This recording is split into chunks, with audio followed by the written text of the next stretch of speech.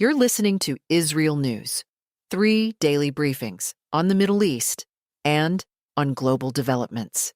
From IsReal News, alongside today's briefings, we are including an archival excerpt marking Holocaust Remembrance Day. This is Rabbi Herschel Schacter, recorded in 1992, describing his entry into Buchenwald just hours after its liberation in April 1945. The most unforgettable day in my life was April 11, 1945. It was on that day that, as a young American Army chaplain, I served with frontline troops across Europe, and then, precisely on that day, came upon the infamous, notorious Buchenwald concentration camp.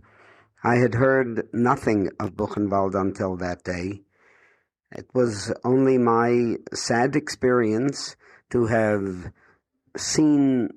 participated in the ravages of war, to have seen cities laid waste and homes destroyed and human beings crushed.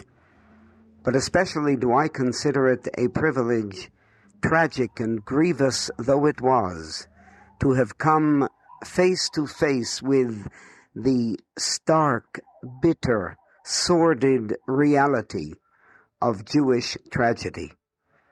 As I mentioned a moment ago, I came upon this hellhole called Buchenwald within a matter of hours after the first columns of American tanks rolled through and liberated that dungeon on the face of this earth.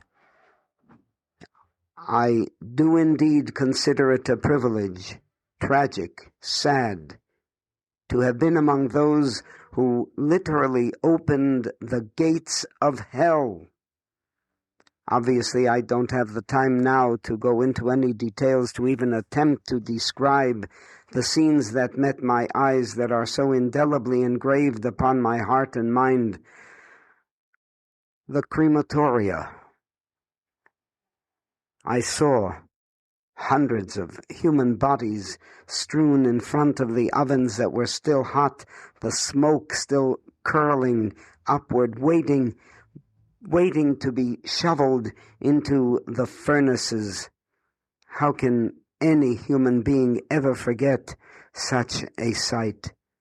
I stood there in front of those hot ovens, my eyes riveted to that view. I must tell you that whenever I even attempt to repeat this story, to relive that moment, it is exceedingly difficult to do so. But I don't want to dwell on that, nor do I want to take the time to even attempt to describe beyond those first moments when I ran to seek out Jews, to find Jews who were still alive, and indeed there they were in a long series of low barracks.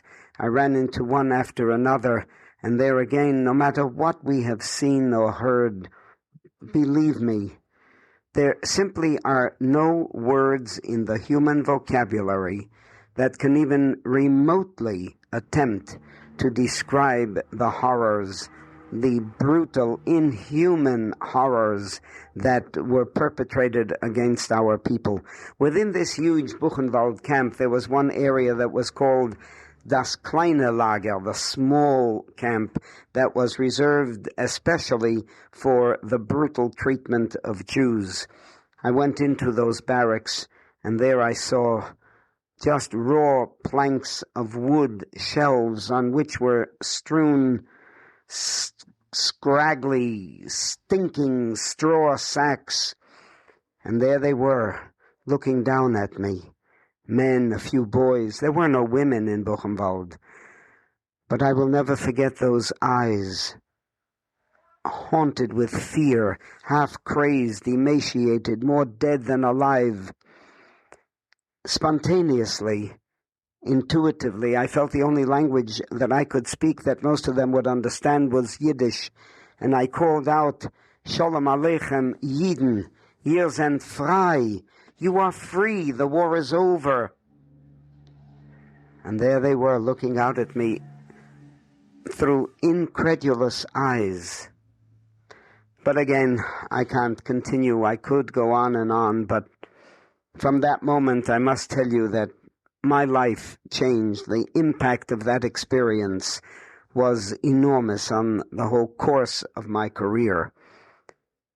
What can we take away from all of these? I spent many, many weeks with these people trying to rehabilitate, to reorganize, to negotiate, to rearrange and rejoin families. This obviously is a very long story. But the one thing that we must remember is that we must remember. We must continue to tell this story. We must continue to give the lie, obviously, to those vicious people, these quasi so-called phony historians who have the gall, the temerity, the audacity, the horrible chutzpah to attempt to negate, to minimize, to deny the enormity of our tragedy. We must tell the world, a world that frankly wants to forget. We must not let that world forget. We must surely continue to tell our children, our children's children, for in a very real sense, all of us are survivors. Most of the people who are gathering in Javits Center at this moment are, of course, survivors. But you and I, who were not there at that time, we are survivors. Our children, our grandchildren, generations yet unborn are survivors. We have survived for a very real purpose, not just so that life can go on as it was, life as usual. We survived precisely so that we can continue to tell the story, so that we can keep alive the truths, the ideals for which so many of our people gave their lives, to remember that, if I might just use the phrase that characterizes so much of our lives, that we must remember Ezecha l'churban. But not only must we remember the churban, we must remember the creative, dynamic, meaningful life of European Jewry before the Holocaust. We must perpetuate the ideals for which they gave their lives, so that, without any cliches, so that all their martyrdom should not have been in vain. These are the memories that I carry with me. This is the message that I would love to share with our people.